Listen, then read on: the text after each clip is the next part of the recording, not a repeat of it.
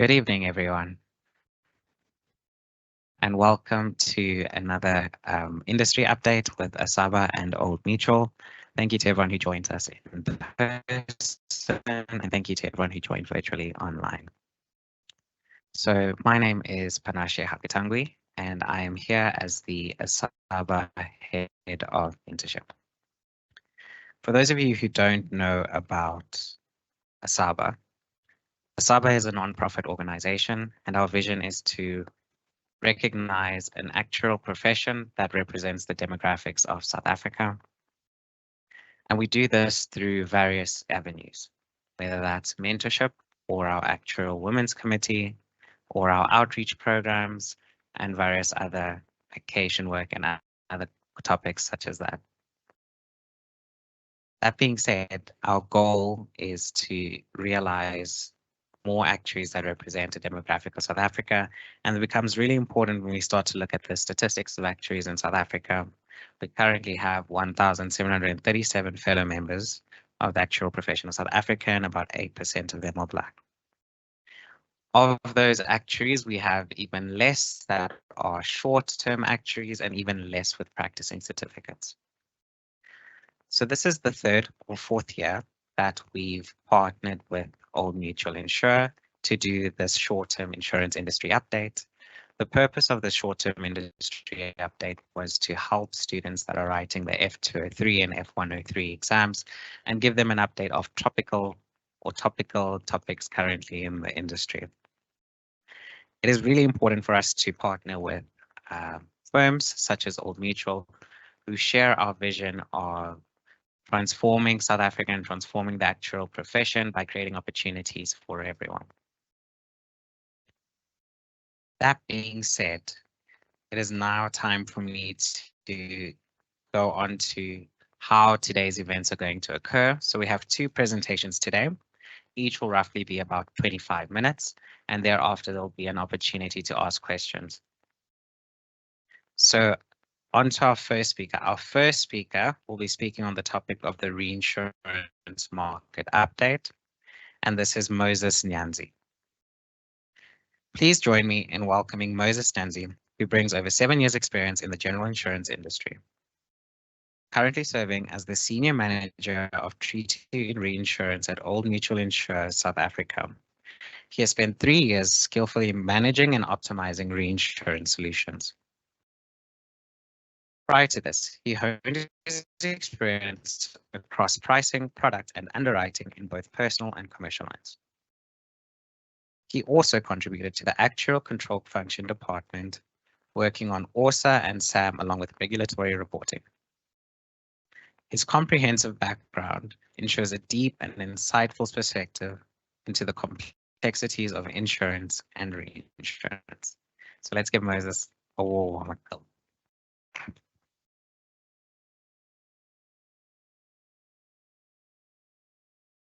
Thanks, Panashe. Appreciate that intro. So just going to run through a quick reinsurance market update, starting with what the 2023 reinsurance market looked like, the emerging trends and the global risks that are currently in the market, and 2023 and beyond. So just to give a quick start, I'm going to start with the recap on the underwriting cycle, for which many of you know is the soft and the hard market. Soft market is essentially where there's a lot of competition, premiums are low, clients are being pursued aggressively, and that was prior to the 2023 reinsurance market. The hard market is the complete opposite, where terms are tricky, there's little capital, and underwriting is extremely strict. So that's 2023, the hard market for the reinsurance area. So what caused the 2023 hard market? So there was 3 major issues for the 2023 hard market. It was the severe cat losses, there was a global economic slump, and reduced capital availability in general. So I think everyone is familiar with the climate change topic. It's been talked about on and on across every actuarial platform. So as you can see here, this is what the cat losses look like in 1970 versus 2021. This wasn't updated. I didn't get a chance to look at that. But as you can see, there's an increase in general in cat losses, insured cat losses, and you can dive into the specifics of that. Generally, this has been driven by meteorological losses, which is your hurricanes, as a big thing in the US. We can look at 2014 to 2023, Nat Cat, which has a similar trend. So we were roughly looking at 20 billion, 30 billion under 30 billion and under before 2021. Right now, we are looking at 41 billion, 40 billion at the half-year point. As of 2024, currently NatCat is seated at 20 billion, which is continuing the same trend of about 40 billion. So we are seeing those cat losses really coming in. So that hit reinsurers quite hard, which kind of pushed us into the hard market. The second thing that brought in the hard market was inflation. As you can see at the top is the South African inflation in the green is South African inflation. Currently, we've been moving between 5 and 7% between 2010 and 2022. A lot of our reinsurers come from Europe and the US. So if you can see from 2014 to 2022, Europe and the US were seated under 3% inflation. But then there was a massive spike post-COVID going into 2022. So that had a big impact on the 2023 hard market. So what happens when your inflation is high? One of the big drivers, one of the big levers that are pulled to manage your inflation is your interest rates. So interest rates, as you know, increases. If you increase your interest rates, your cost of capital goes up.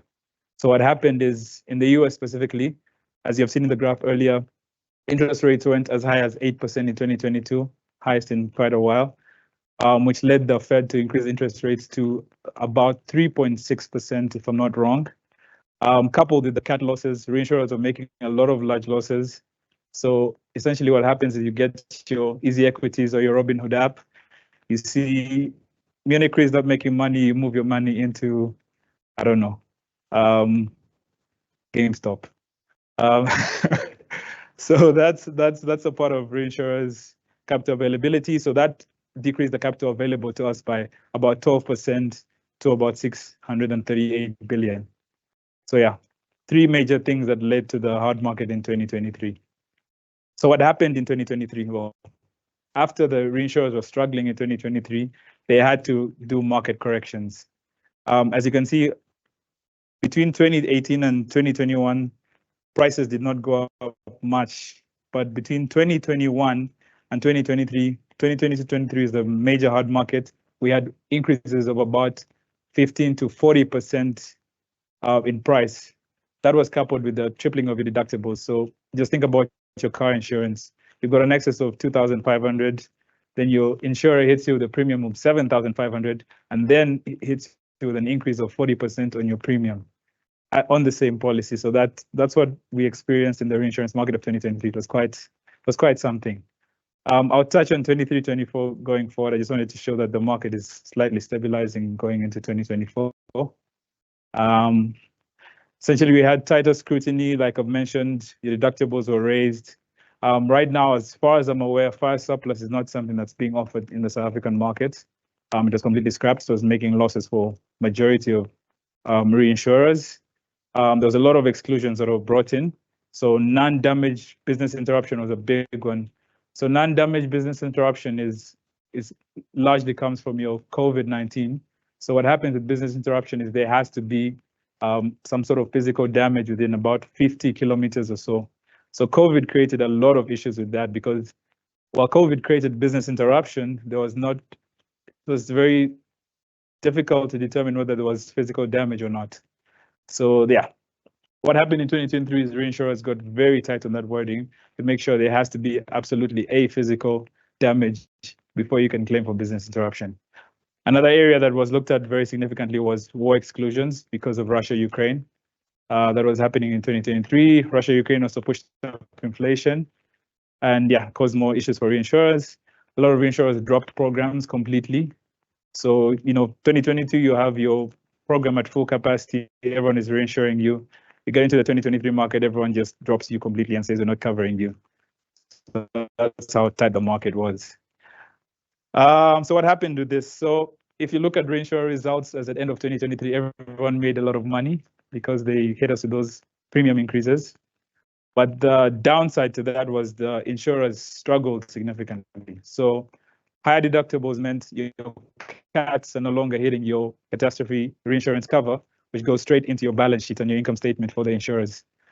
The reinsurance rising costs, we couldn't pass them straight on to the clients because the economy was struggling as well. So you can't just pass a 40% onto your clients and triple the deductible because they're just going to cancel the insurance. So that was a big one. So then we also had to start doing product reviews within the insurance space to mimic what the reinsurers had done. So a lot of the sanctions exclusions, the non-damage BI, we had to pass that on into the clients to make sure we're not having gaps in our insurance cover. So that's just about the 2023 hard market. So just looking at some of the things that are being discussed in the reinsurance hard market right now. So I'm just going to go into some of the major risks and emerging trends in the reinsurance market. So this is something from the World Economic Forum, looking at what are the big, or what the global risk looks like in the next 2 years versus the next 10 years. This was the 2024 Davos conference, World Economic Forum. I'll just delve into a few of the risks that are being listed here. So, extreme weather events are a big thing. As I've mentioned, cat losses have been a big topic everywhere. Cyber insecurity, very, very big discussion point. Society polarization is a big point. I think I'll leave out a few of these, not to get too busy. So extreme weather events, like I said, climate change has been a big got at the news in the last week or so. Dubai was having floods, which is not something we expected to happen. And yeah, we're waiting for the impact on that. And some of that brings some blur lines between what's considered nat cat and man-made cat. So if you talk about cloud seeding, flood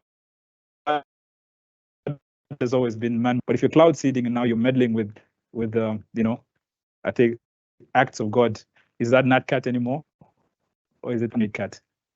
Those become tricky areas to discuss. So South Africa 2023-24, anyone who's been around here knows Durban and Western Cape have been hit significantly. I don't know how many. I tried to list down all the storms and everything, but I realize it's too many.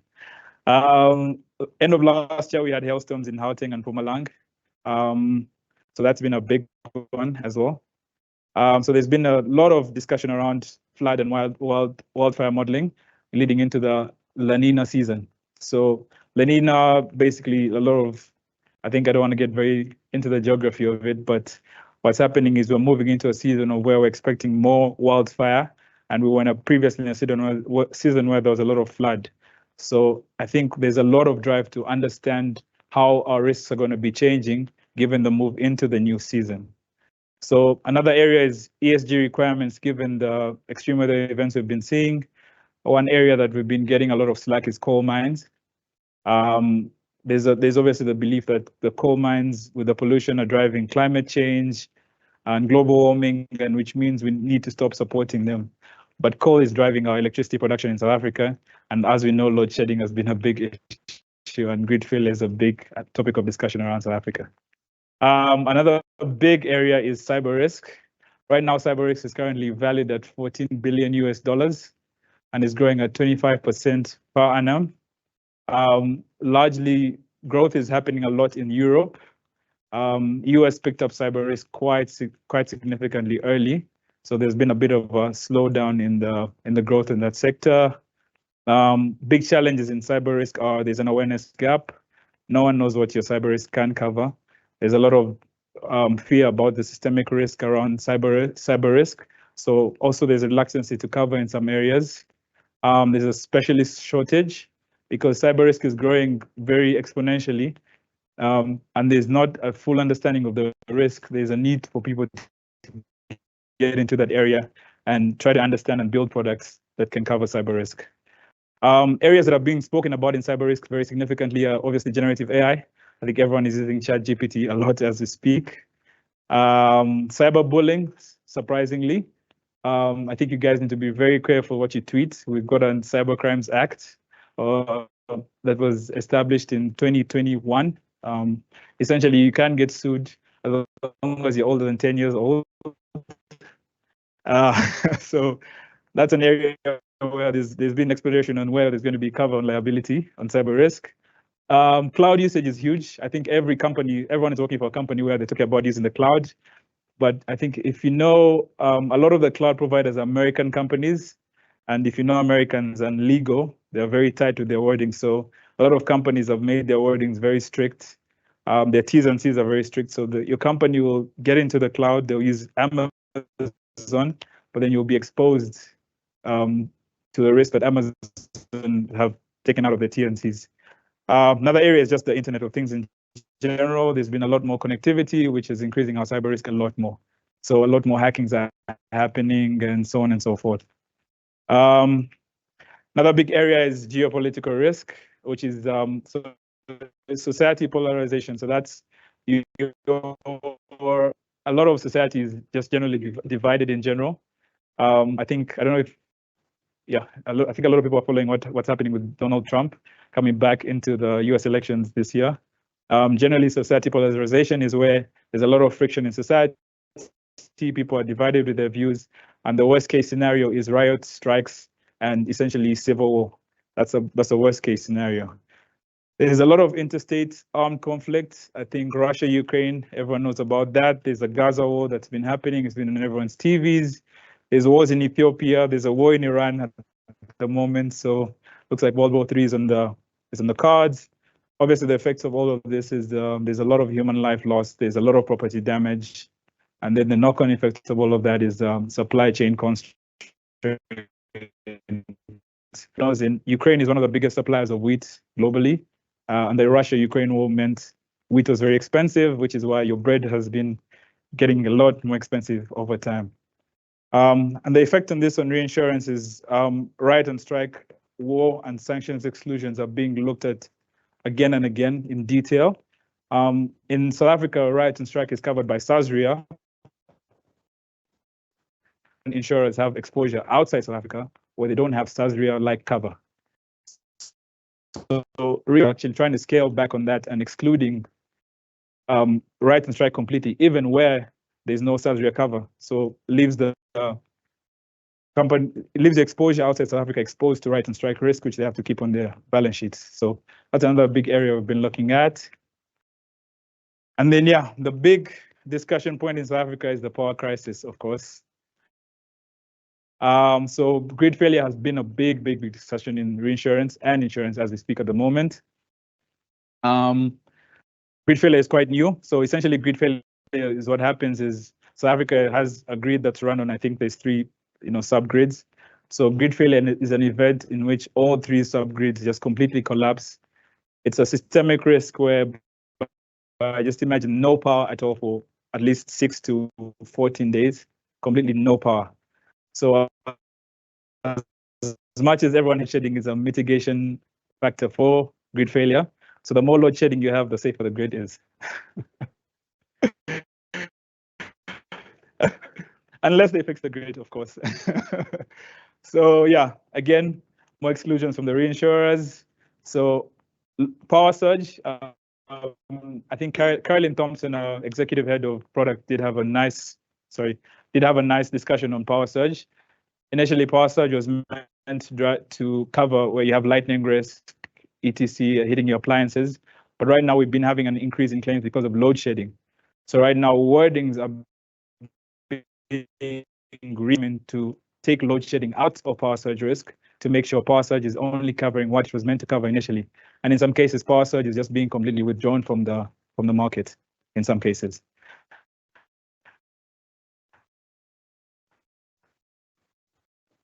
That event, it's just to be complete chaos, and well, people will just go completely.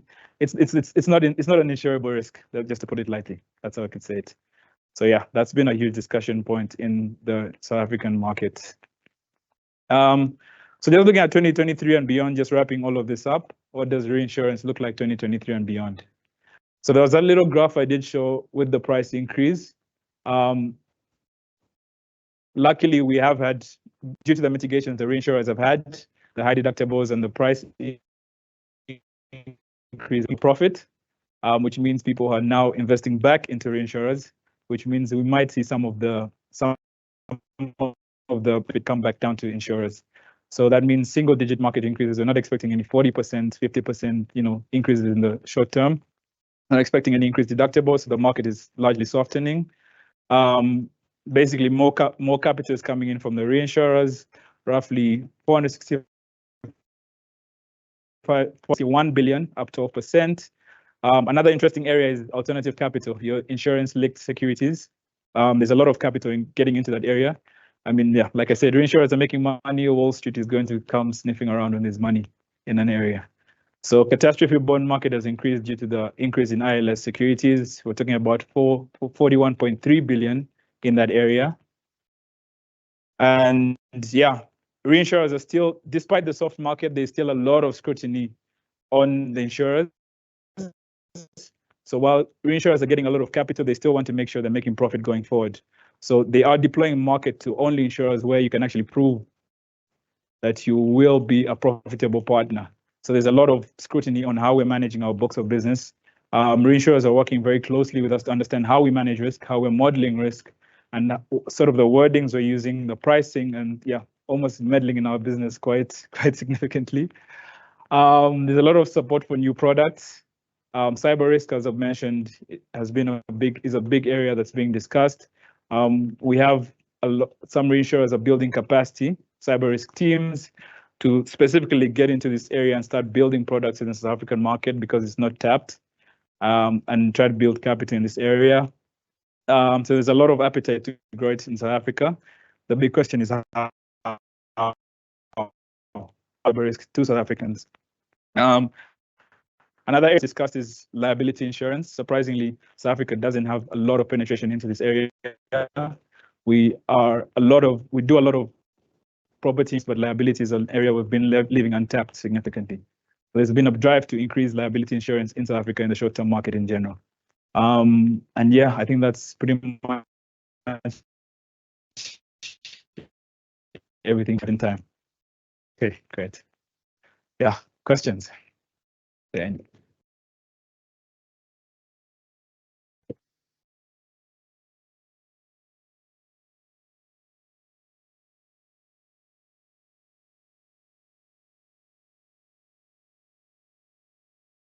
Thank you so much, Moses. That was really insightful. I know you're involved in all our renewals. Do you feel maybe there's a risk of uninsurability in South Africa for some of our areas or geographies in relation to weather cats? I mean, in US, we know Florida and California is affected, reinsurers are pulling out. Just your thoughts on South Africa. Do you think we have that risk here? Yes, surprisingly, that has been discussed. So KZN, I know that's what you're talking about. So there's been discussion on how KZN can be covered alternatively if it's proving too risky, stroke uninsurable. One big discussion is around flood re in Europe. I think they've got flood re, a specific reinsurer that covers only flood risk. I think it's largely driven by the government. But of course, there's a big discussion on whether we should be giving government money to manage flood risk, which is also a problem in itself.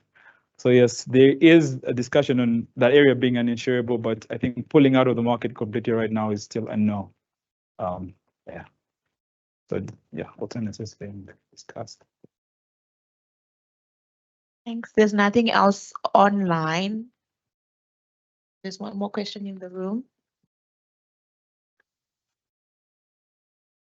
Moses, I'm just curious on non-traditional reinsurance. Are insurers exploring that space, or we still like mostly traditional? So are you talking about cyber or specifically reinsurance? Are you talking about cat bonds and so on and so forth in South Africa? Yeah. Yes, so there has been exploration of that. So cat have been a big discussion point, but from what we picked up, cat bonds are not yet value for money in South Africa. So they're very expensive at the moment relative to reinsurance. So currently not a space that's being pushed, but yet still being explored. In case the opportunity comes up, yeah, there is room to move into alternative reinsurance. Yeah.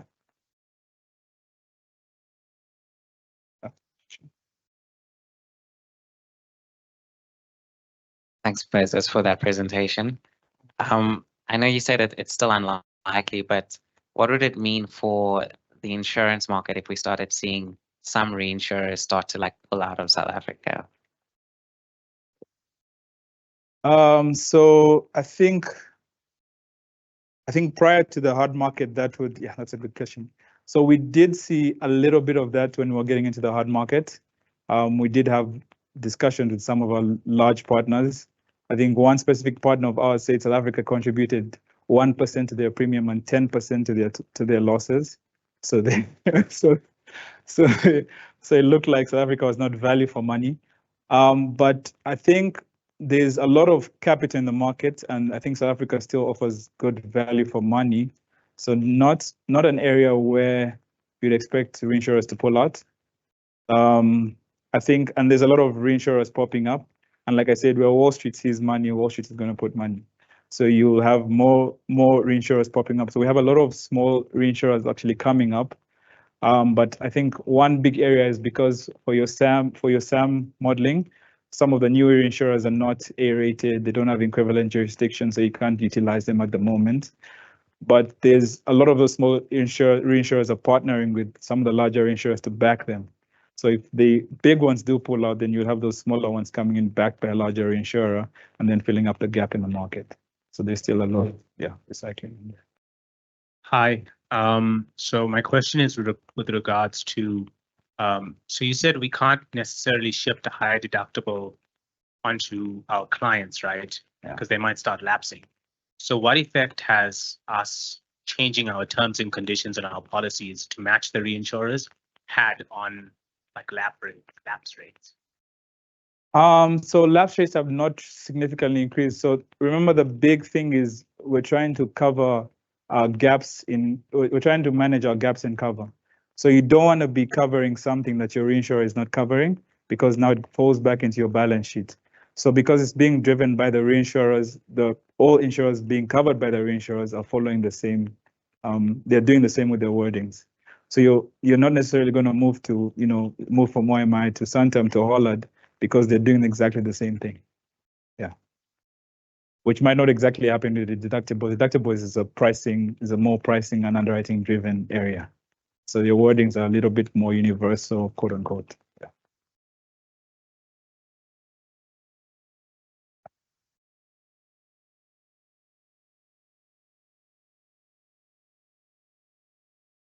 Thanks, Moses. Just one more question. From the online guys, I'm just going to publish it. But Dan is saying, Moses, is there a standard or a new methodology among reinsurers on how to model these cats and any other 1 in 200-year events that are becoming more common? Are there any new methodologies among reinsurers on how to model catastrophes and any other 1 in 200 events that are becoming more common? So I think a lot of the CAT models, if anyone is familiar with CAT models, they've got a lot of IP around them. So you don't actually get to see the models themselves. It's a bit of a black box. So there's been areas where if you're not getting those black box models coming in, insurers actually getting into themselves and doing the modeling themselves. I think with OMI, we've had those discussions, and I think there's been presentations on how JBA flood modeling has been assisting us to get into our flood modeling ourselves, just to get an understanding of our risk and do the modeling ourselves. So I think some companies are adopting that where we don't have the proprietary models. That's the word I was looking for. So yes, the reinsurers are looking at their models as well, but I think companies in general are looking at the proprietary models where you don't have those reinsurance models. Thank you. I have one more question. Given that for South Africa, elections are something topical, is that something on, worrying the reinsurers at all? Did it come up in your conversations? Are they worried at all about political risk in South Africa? So political risk is a large thing in general. I did mention the geopolitical risk, but for South Africa specifically, they don't think in the short term there's going to be any significant swings that could impact the market. I think it's relatively, despite, we do expect there's going to be uncertainty, but not enough to swing the market. Okay. Cool. Thank you so much for this. Appreciate it.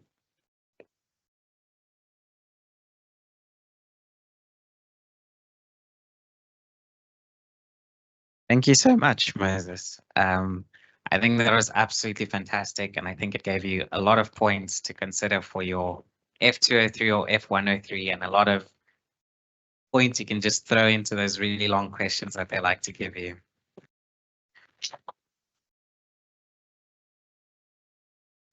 Awesome. We're now going to be moving on to our second speaker. A little bit of feedback. We're now going to be moving on to our second speaker. It's also going to be an absolute amazing topic. We're discussing Eskom pricing, which sounds fantastic. It's going to be by Clive Hogarth. So Clive works at Old Mutual as head of retail pricing. His team oversees the pricing of OMI's personal and commercial retail portfolios. Clive has broad experience across the short-term insurance industry, covering pricing, reserving, and capital modeling. In his spare time, Clive enjoys a mix of sporting activities, including cycling, trail running. When not punishing himself on a bike or on a trail, Clive tinkers with various home automation and programming projects. Yeah, that was a lot. I even started on it. That's how complex it is. So please, let's give a warm welcome to Clive.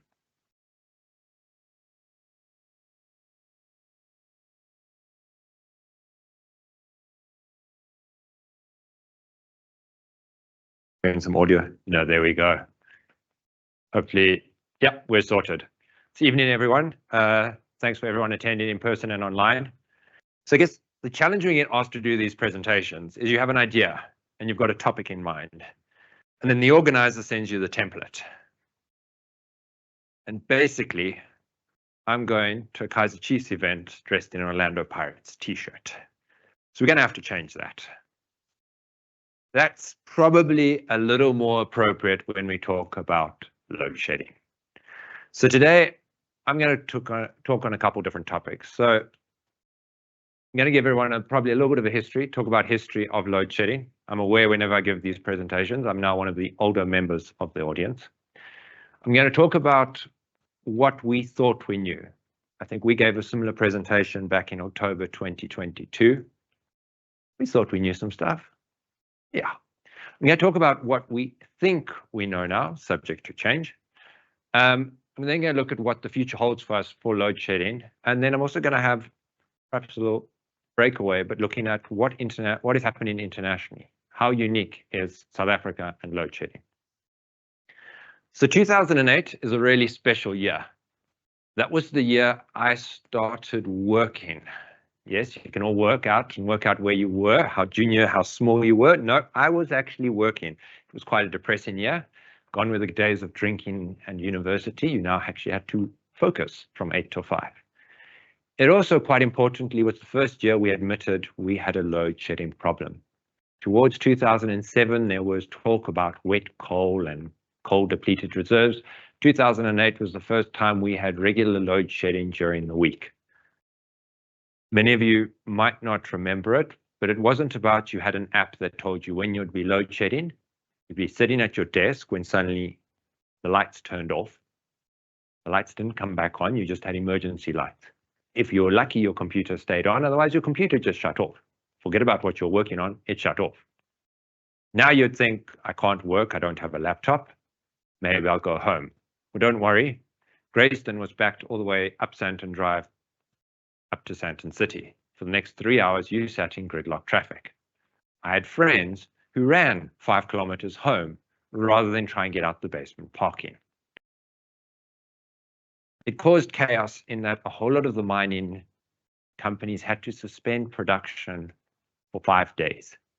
That globally sent resource prices into a shock. Effectively, the mines couldn't guarantee the safety of their workers because if the power went out, there's no guarantee the lifts would operate. And if you're stuck underground without an air conditioner, it gets to about 50 degrees quite quickly. At the time, the CSIR had an investigation, and on the 12th of May, this National Energy Regulator estimated the cost of not supplying electricity at roughly 75 Rand per kilowatt hour. The cost of load shedding was phenomenal. It still is. So what happened? It was a short while later, load shedding vanished. What 2008 brought across the financial crisis. Globally, demand for resources tanked. So for the next 2009, there was some load shedding, but for the next couple of years, we lived without load shedding. We went through the Soccer World Cup in amazement of fun. At the same time, with that 2008 crisis, platinum mines went from not caring about how much electricity they used to exactly monitoring exactly how much electricity they used to the cent. Companies were able to reduce their power consumption significantly. Fortunately, over the next couple of years, as our economy grew, as we came out of the financial crisis, there's no longer a magic bullet of being able to save electricity. Those savings are already in. So what did we think back in 2002? Well, we were worried about power surge claims. We were worried what would happen about deterioration of stock. We were looking at putting strict excesses in, looking at power surge events a lot.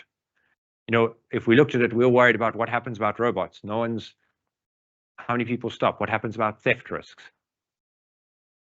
What happens when we can't repair claims because you're sending a vehicle to a motor shop that needs electricity but doesn't have a generator? All of that played in. And, you know, we talked about the opportunities due to load shedding. You always got to put a positive spin. You can never be all negative. Put about the opportunities of load shedding. And, you know, some of those did come. Self-generation solutions. At a high level, not much has changed, although I'll be honest, a lot has changed. At the time, Eskom on their weekly status report suggested at worst case scenario, in 2023, we would experience 326 days of load shedding. So how did that all play out? Well, 335 days of load shedding was 2023. 5.91% of electricity for the Eskom financial year was unmet. We reached, according to official statistics, stage 6, many of us would argue a lot higher. In 2023, we had more than double the amount of load shedding in 2022, which was already more than 5 times the amount we'd had before. 2023 was an absolute nightmare for load shedding. Today, I'm going to look at 4 areas, how that's impacted the short-term industry. I can bucket it up into a lot more, but I'd be here for a long time. It's a project, well, a topic I'm very passionate about, but I'm going to look at it from a product perspective, a legal perspective. I am going to talk about some of the opportunities and the risks that come with it. And then we're going to look at the economic impact. Because as a short-term insurance industry, we cannot ignore the economic impact and how that impacts our industry. So from a product perspective, these are stats not released by us, by Santam. Load shedding claims now exceed burglaries. That's how many power surge claims have been submitted. The bottom graph there with the orange, the green, and the black line is a snapshot from our data as to the number of contents claims we have. You can see there's a close correlation between the load shedding shown in black and the number of claims you get. Not only are load shedding claims associated with the increases in load shedding, but at the same time, all of our other contents claims are associated to it. Interesting, what you've seen there is throughout 2023, when we had some of the worst load shedding, the number of claims reduced. Our book has largely remained constant in size. What has changed and some of the challenges we've got as actuarial people is we've had to get a lot stricter about load shedding. When we started, load shedding was an add-on benefit. You gave it for free. You didn't care. You got like 1 or 2 claims every now and then. You now suddenly were getting more claims every day than you got every single year. When you look at this, we had to get stricter. People were using load shedding as a means to get a new PlayStation, to get their new TV. You blamed everything on load shedding. In true South African sense, nothing that 100 Rand bill can't convince someone that a cracked TV was influenced by load shedding. And we had to get smarter with our processes. But at the same time, what we saw is our brokers and our customers, as we got stricter on load shedding claims, and towards the latter part of 2023, like the rest of the market, we removed the cover. Load shedding suddenly started to switch to other types of claims. Unless you were really careful as a claims person, load shedding was now lightning. So you're now investigating lightning claims for load shedding. What this has meant is more or less across the entire insurance industry in South Africa, we have had to look to withdraw load shedding as a benefit. For the large part, when customers most needed this benefit, we've had to remove it from customers. That's quite a challenging thing from a customer needs product developments, is when people most need it, you have to withdraw it. So why did we have to withdraw it?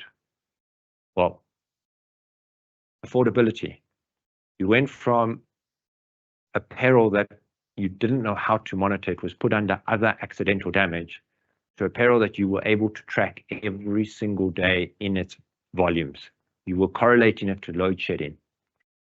You were having to give people significant premium increases when, because of the economic conditions, people were struggling to afford it. So to make sure you weren't giving customers 20 to 30% premium increases, you were having to try and remove benefit and give this as an optional extra. We've also seen that there's an element of self-selection. Customers, either by their own design or through are now actually selecting the load shedding benefit when they know they're more at risk, perhaps the nature of their grid, or perhaps their own behavior. Certain customers will make sure they, as Eskom recommends, unplug all electronic devices during load shedding. Other people decide that insurance is there to pay my claim. It's a nice investment account. Let me use it. And when we look at it from a product perspective, is we've had to communicate with customers. The challenge this has on a short-term insurance industry, with our business, we're used to communicating with roughly 15,000 people on renewal. For the most part, renewal, there's nothing much has changed. Your premium has changed. This, phone us if you have any questions. You're now having to explain to all of those customers, these are the load shedding benefits that we're removing. These are the changes we're made. Suddenly 15,000 people every month, a portion of them had a lot of questions for you. That impacts your call centers. Other insurers went with once-off actions and removed power surge and similar benefits in a once-off action.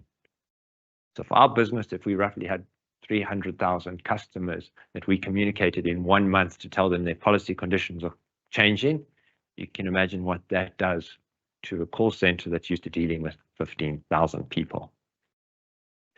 And at the same time, from a claims perspective, we've had to look at the risk management. When we talk about customer risk management, we have to educate customers around things they should do to limit their load shedding, asking customers to install various surge arresters. At the same time, we've had to put a lot of scrutiny on load shedding claims. That impacts your customer experience, from pay the claim quickly to basically have a full-on forensic investigation and send the device for testing to make sure it was as a result of power surge. So all of this has had quite a few significant product changes. Product development, actuaries and staff have been really busy, but at the same time, from a pricing perspective, pricing models are changing, often on moving data points.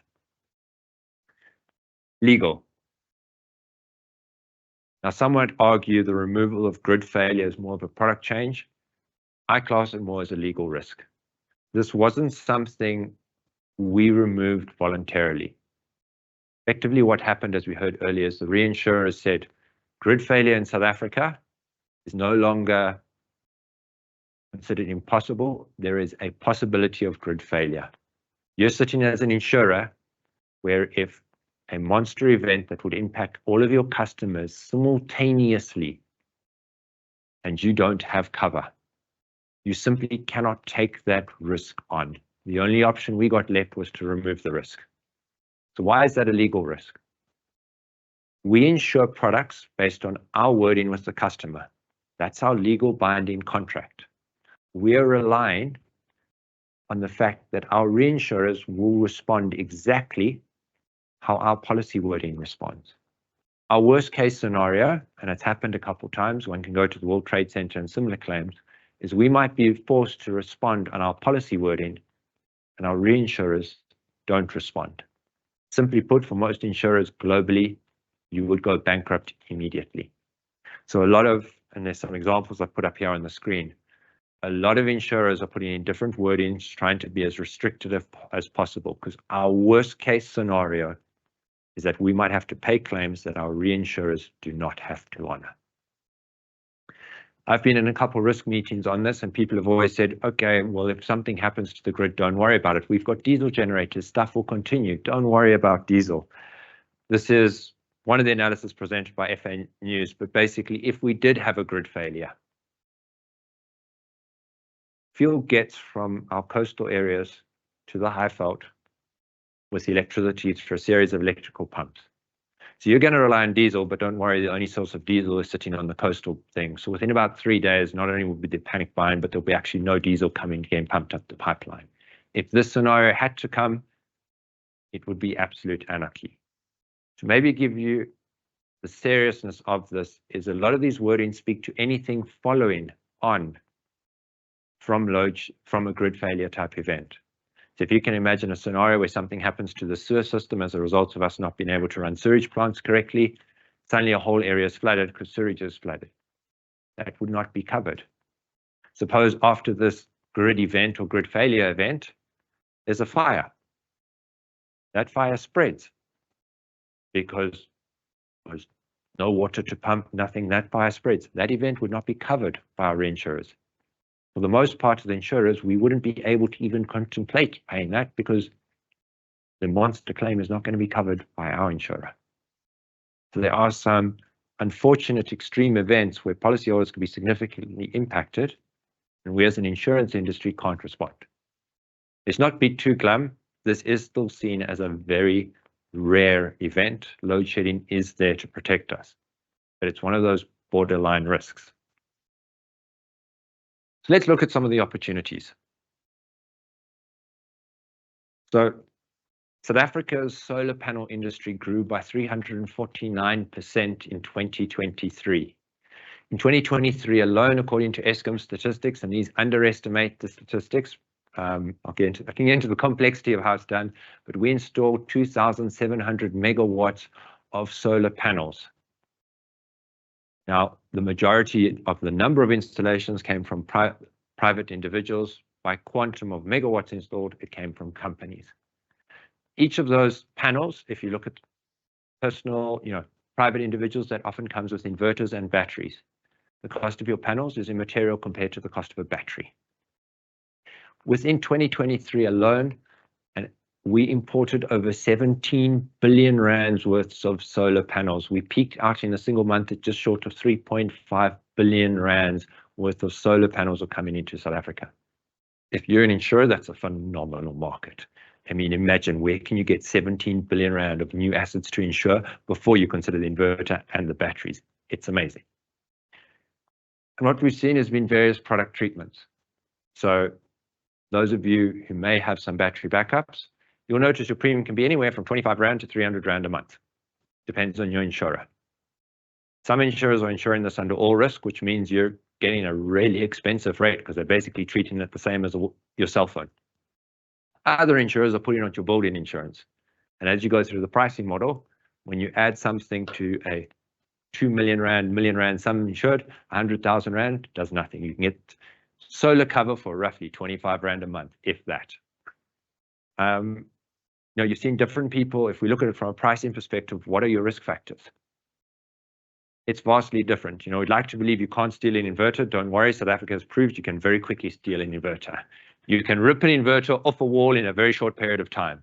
Solar panels on the roof are phenomenally easily stolen. Like, guys can climb. Believe me, guys can climb. Takes 3 hours to install, 5 minutes to uninstall. Two examples though here. The one is fire. Lithium-ion batteries are usually very safe, but when they go wrong, they burn. They burn really well. So what we see in the insurance industry is people installing a 50,000, 100,000 rand solar system. Now you can potentially risk an entire house. If you had to ask historically, no one would be sitting with a 5 kilowatt hour battery running around their house. That comes with a huge fire risk if something goes wrong. November 23, April 24, those months are ingrained in my mind. You saw a hailstorm hit Midrand in November 2023. Usually that would be a non-event, except a whole lot of people in Midrand had solar panels on their roofs. So whereas you would have had a couple broken windows, a couple chipped tiles, you now had solar panels damaged. Solar panels cost ever so slightly more than roof tiles to replace. Cape Town in April 2024, we saw winds north of 100 kilometers or gusts of north of 100 kilometers. You've seen entire roofs get lifted. Unfortunately, when you look at the residential, a lot of the residential solar installations, they're done by, largely speaking, bucky brigades. There's no engineering report, there's no engineering. You're now seeing solar panels get ripped off roofs because they're never anchored there properly. As an insurance industry, we're now having to have an awkward conversation around, did this meet all the engineering requirements? And should we be paying out the claim? Is it valid? So this wonderful growth industry comes with its risks. You know, as actuarial people, we love to get our models down to, you know, the cent. Never 45 Rand is 45 Rand and 67 cents. From a pricing perspective, it's been quite challenging. You have no data, you have no rating factors, and you're expected to try price it. So we've typically applied, at least within our team, quite a lot of actuarial judgment. For those of you that want a synonym for actuarial judgment, it's called thumb sucking, just intelligent thumb sucking. It has been tricky, and we are going to have to monitor it carefully. Right, as we don't know what the fire risk does. Hail on a solar panel is a very poorly understood peril. Let's look at the economic impact. There's often a saying that insurance is a great purchase, and that, to be honest, is largely the reality.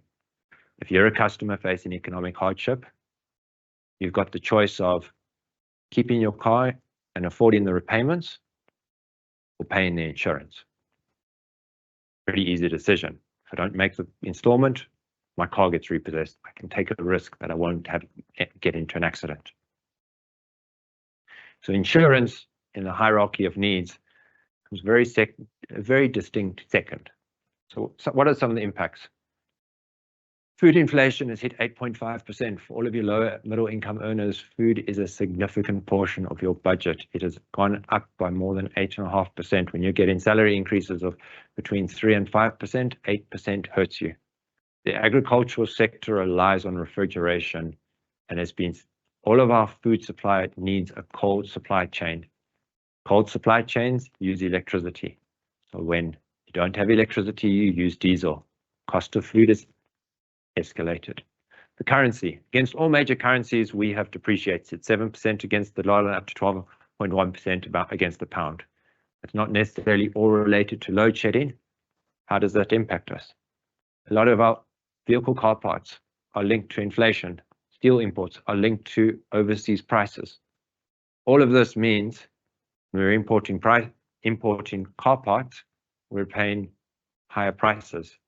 Imagine importing a lot of goods, you know, priced in US dollars, 7% higher. You're having to pass that on to consumers. GDP growth. So it's estimated by the South African Reserve Bank that in 2022, GDP growth was impacted by anywhere between 0.7 to 3.2%. Estimates for 2023 are significantly worse. All of that reduction in GDP growth means there's more pressure on employment. There's more pressure on your average consumer in South Africa, which means insurance moves more and more down the list of priorities. Diesel costs. Netcare released that they spend 3.5 times, well, it's 3.5 times more expensive to run their diesel generators than it is to use electricity. Checkers at stage 6 will spend over 100 million Rand a month on diesel. How does that impact us? Netcare passes on their cost to your medical aid. Your medical aid passes the cost back onto us as the consumer. Those large businesses are my customers. They're trying to balance their customers not being able to pay bills and affordability, and looking at my insurance premiums, putting them under pressure. All of this means at a time when costs are increasing, your consumers are under more pressure. How does that impact us? you're trying to get high renewal increases when no one can afford them. Our lapse rate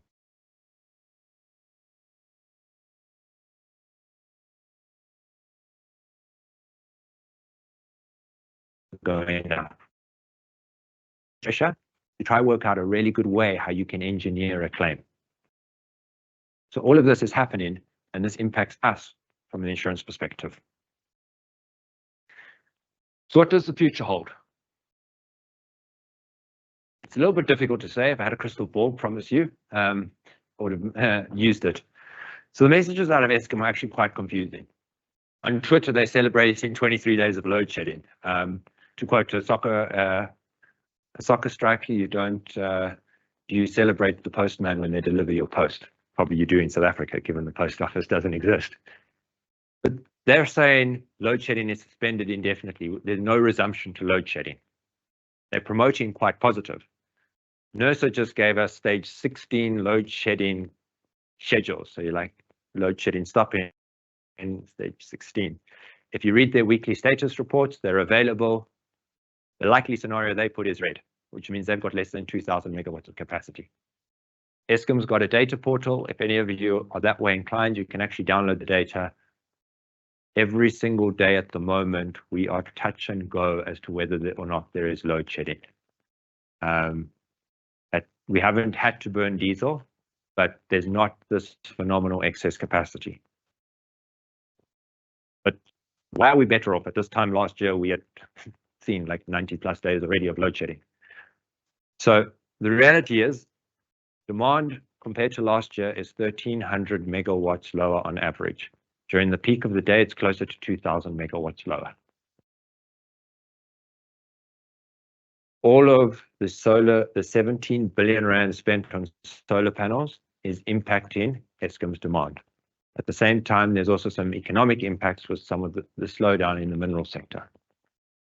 That's not good news though, because effectively what happens is Eskom now has a smaller client base, but yet the costs remain the same. Fortunately, it means we don't have load shedding, but Eskom's costs are increasing. In around between October, November, December last year, Kulisile came back online.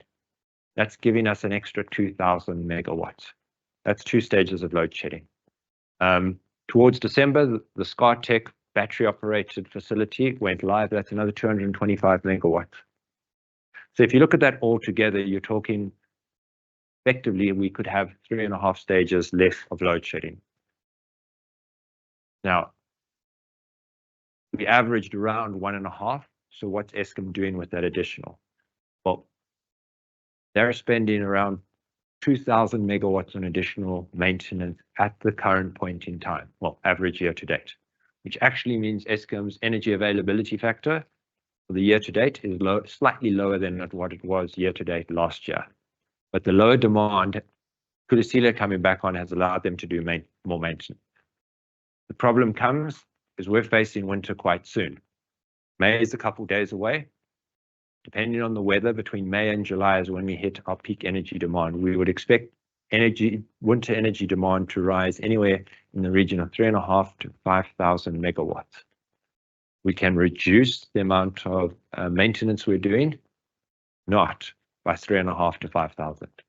Typically, maintenance is reduced by about 2,000 to 3,000 in winter. So there is a very high likelihood of load shedding in winter. The unknowns here is a lot of customers sitting in winter by the electric heater, which didn't work for 335 days last year, may have bought a gas heater. So there's a hope. On some of the positive news, the Windows 6 closed. Now, this construction will take a while, but effectively, bid Windows 6 closed, we'll get 860 additional megawatts of capacity. And that came in at a really fairly low cost of 49 cents per kilowatt hour, 490 rand per megawatt hour. To give you an idea of how low that cost is for solar, that's the equivalent Eskom spends at the moment just on burning coal, ignoring the maintenance cost on coal. So 860 megawatts is good, but Windows 7 is about to launch, which is hopefully we'll see additional capacity going on. NERSA at the moment is getting private applications for electricity generation in the region of 200 megawatts every single month. Effectively, what's happening, unfortunately, electricity production is being privatized in South Africa. The negative about window 6 is there was a window for 3,200 megawatts of wind power. Wind power is really useful because when you really need electricity, when the weather's poor or it's at night, wind power generally really works well. We weren't able to allocate any of the 3,200 megawatts because Eskom doesn't have sufficient grid capacity. In our main solar areas being Dar, we have run out of grid capacity. In most areas of the Eastern Cape, think Windy City, we have run out of grid capacity. There are some serious challenges. The other risk when we look forward, that graph there shows the emissions of, I think that's the Kendall Unit 2 power plant.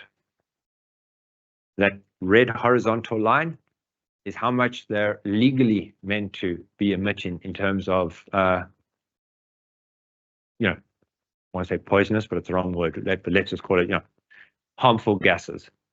Pretty much the entire time Unit 2 has been running, they've breached it by comfortably double. The red is so far in contravention, you're basically sorted. A big challenge that Eskom is going to face is all of the environmental exemptions. So Kulisile is currently operating without a lot of its filtering functionality. They've got an extension until 31 March 2025. If they don't, at the current moment, they'd be legally forced to shut it down. It's a very big risk. Some of these other power plants could be forced to shut down. Now, we all sit here saying, we'll never do that as a government. We will sacrifice the air quality of some people to keep our economy running. I think coal supplies more than 16,000 megawatts of our electricity. The reality is a constitutional court order could put that under risk. It's not the first time, and if you look at some of the judgments where there have been court orders to force government to exempt hospitals from load shedding when it's physically impossible to do that. So there is that risk it could happen. There is a lot of uncertainty. And we don't know what will happen into future. It's all very, we can get quite glum and depressed about South Africa. But I do think you are going to see things change. You've seen transmission, transmission is now a separate company.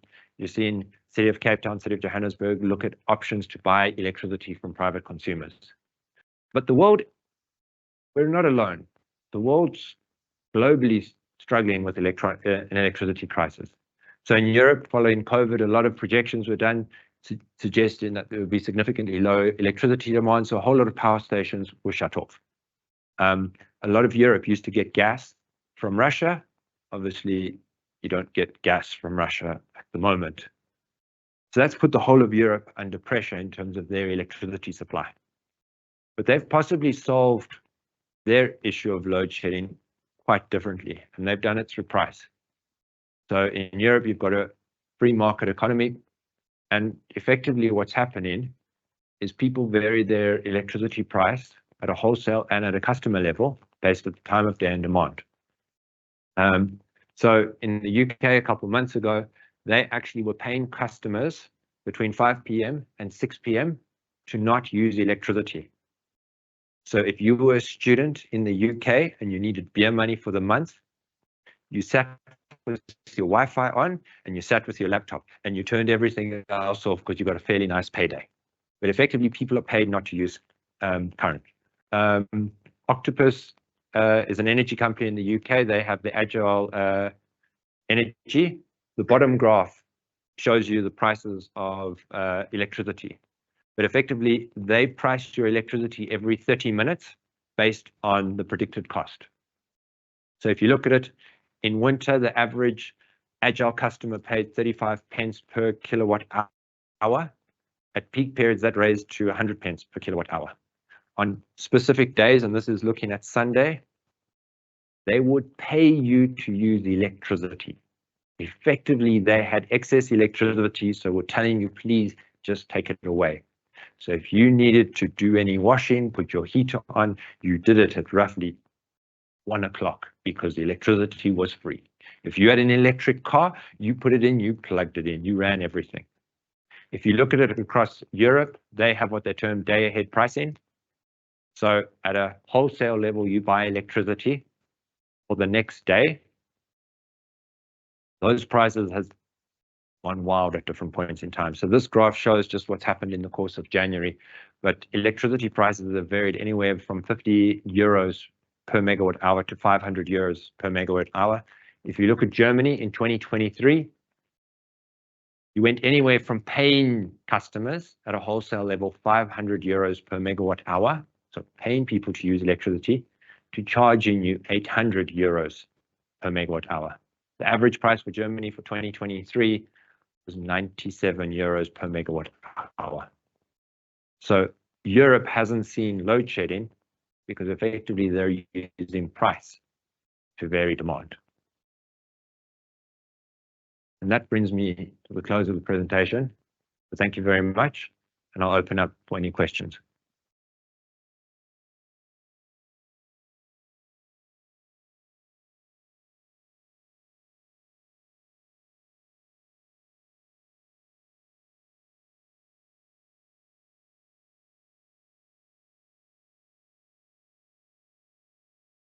Thank you very much, Clive. That was very informative. Based on no discussions we've had in the previous 3 days, to what extent can South Africa implement the solutions that the European countries have implemented, and how effective do you believe those would be? So to a degree, we've actually, so large commercial customers in South Africa are charged actually based on time of use. So it's a fairly complex charge, but if you're using electricity as a commercial customer at 8 o'clock at night, you're being stupid. So you've actually seen it with the lowering cost of batteries in South Africa. People providing solar solutions are actually aiding large commercial customers from either reducing their maximum demand or allowing customers to charge their batteries between South Africa's excess electricity between roughly 10 and 4 in the morning. So your large commercial customers are charging their batteries at that time, and then come the morning and evening peaks are switching off or reducing their electricity demand. I think if you look at it from we have a couple of challenges from implementing that at a personal, at a consumer level. You know, if you look at it, South Africa's got a lot of very poor people. We've got a very messed up Gini coefficient. Now, I'm probably speaking to a very bunch of fortunate people in this room. Your electricity cost matters, but you know, you can afford it. Imagine someone who's taken a taxi home is now having to cook at 7 o'clock at night. There's no option to not cook at 7 o'clock at night. You can't delay it. It's a significant portion of the budget. So implementing, particularly for your lower use customers, time of use billing is significantly problematic in the South African context. I will say for anyone who can afford a 65 or 85 amp circuit breaker, you either earn enough money that you can afford time of use billing, and you should understand it. If you don't understand, don't worry, you've got enough money to just suck up the problem and pay for it. I'd probably support in the South African context, actually, as much as it's controversial, I do support load limiting, just because at the end of the day, there's some wealthy, I won't use the word I was going to use, who's saying, well, you can charge me 10 Rand a kilowatt hour. I want my jacuzzi running at 8 o'clock at night. I will run my jacuzzi. So you need to limit the demand of those customers. So simple answer, commercial, it actually already exists. Residential, a little bit more complicated. Thanks, Clive, for that presentation. It was very interesting. Just a question around, you know, the changes in policy wording. Is there a risk that there's now an expectation that customers have with policy wording changes, and they're like unaware that there's been this shift towards the policies? So I think when you do these mass communications, and if you look at what's coming from the regulators, there's a lot of challenge on insurers to prove that it was communicated to customers. So, you know, a couple of years ago, you just used to say changes were made to your policy, please read attached. The fact that you'd rewritten the entire policy wording didn't matter. You said please read attached. We now have to communicate it to customers. So if you think of the challenges that brings, not everyone gives you valid email addresses. You a postal address doesn't actually work in South Africa anymore.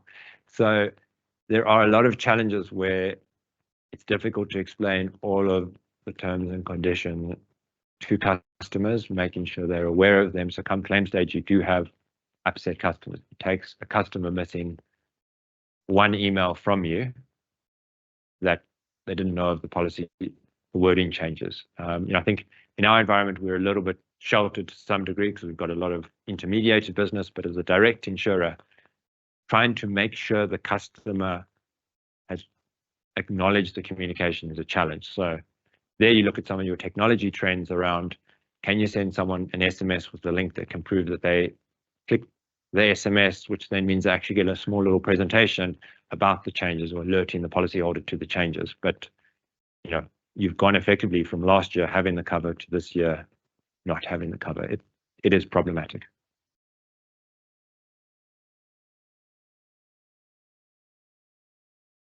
Thank you, Clive. Just a question or thought. I know maybe not exactly related to this, but do you think electric vehicles will be impacted? The growth of that industry with load shedding and all these wars, electrical wars in South Africa as an industry in SA? Probably the answer is no. And it's the same, but we've got an electricity crisis. How can you say? South Africa, everyone goes about how important South Africa is to Toyota. South Africa makes up virtually nothing of South Africa. As much as they're large and we look at the sales and they're huge in South Africa, they would dump South Africa at a heartbeat to maintain any of their US or European markets. That's how small we are. So the global trend in electric vehicles, they largely don't care about South Africa. So if you look at the trends, China, they reckon more than 50% of vehicles are electric. China's population, our population, you're chasing the numbers in China. If you look at Europe, Europe is going very aggressively towards electric vehicles. There are a lot of concerns about pollution and the challenges with pollution. Germany, a lot of manufacturers have come out to say we won't produce combustion engines by a certain date. Simply put, Germany and a couple other European nations have said you won't be allowed to sell a combustion engine by these dates. Last time industry thought they'd take on Germany, Germany reminded them quite quickly, we communicated this to you, the date isn't moving. America is quite interesting. They still love their engines, but if you look at it, one of the largest markets is California. California is pushing aggressively towards electric vehicles. So unfortunately, the reality is we're not going to really have too much of an option because BMW, Mercedes, Toyota is chasing the big sales in the big markets where the market is going electric. So we kind of are going to have to follow. There will be some lags around keeping some hybrid models, but we will struggle and we're going to have to follow. I think the advantage on electric vehicles is, you can delay when you charge them and some of that. So it can have actually a positive impact on your grid, but we need the policies to manage it appropriately. Sorry, I have a fairly negative outlook there.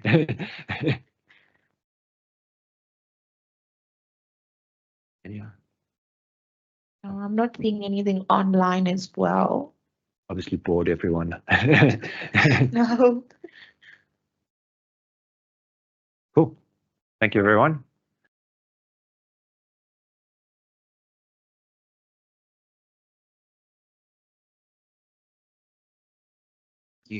Thank you, Clive, for that amazing presentation. I'd say thank you for the load shedding, but you taught us about the load shedding, so thank you for that. And they say the more you know about something, the less you fear it. So next time there's load shedding, I'll remember it's protecting me from grid failure. So to end on a brighter note, I'd just like to thank both Clive and Moses. Thank you to the speakers for those wonderful presentations and those points that we can use in our F203 and F103 exams. I would like to thank the audience for coming today. Thank you for everyone that joined us virtually. In case anyone has any questions, you can email us at the actuarial committee. It's on the slide at the top and as at info@asaba.co.za. In addition, Old Mutual has also prepared some timeless actuarial study tips for anyone taking the actuarial exams. And you can scan the QR code and check this out on the screen in front of you. Last but not least, for the audience that attended today, we have some eat and drinks that will be available in the overflow area outside. And that brings us to an end of our ASABA and Old Mutual industry update. Thank you, everybody.